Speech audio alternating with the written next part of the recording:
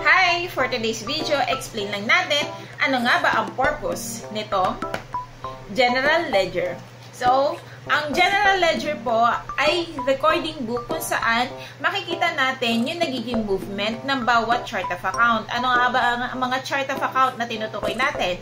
Ito po ay yung mga cash, accounts receivable, accounts payable, inventory, salaries and wages, sales. Yung mga yan ay klase ng chart of account. So, lumilindol yung aking table. So, ito po pala yung example ng pages ng ating General Ledger. So, pakita ko lang yung blanco na page.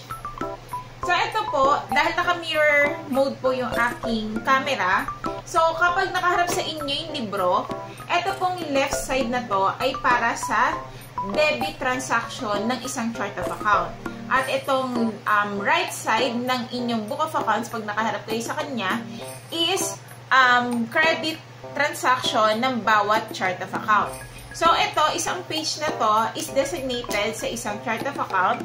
Tapos, sa next page naman, which is ito, is i-designate ko rin sa isa pang chart of account. So, yun yun. So, isang page, isang chart of account, debit and credit na yan.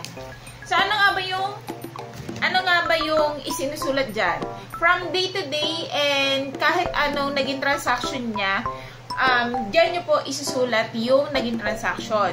So, paano nga ba? Manggagaling po yung source data ng ating ledger is doon sa mga other books, which is yung cash receipts, cash disbursement, purchase subsidiary, sales subsidiary, and general journal. So, doon nanggagaling yung mga sinusulat natin sa general ledger.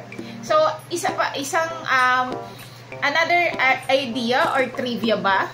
Ang pinakamatrabaho po sa lahat ng bookkeeping works ay ang pagsusulat dito sa General Ledger. Kasi bukod sa per transaction siya, per chart of account din po ang pagsulat dito. Hindi po siya katulad ng ibang libro na per transaction ang pagsusulat doon. So, yun. Sana na-explain ko ng very light.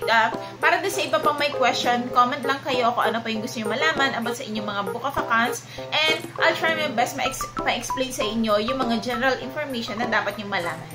Yun lang.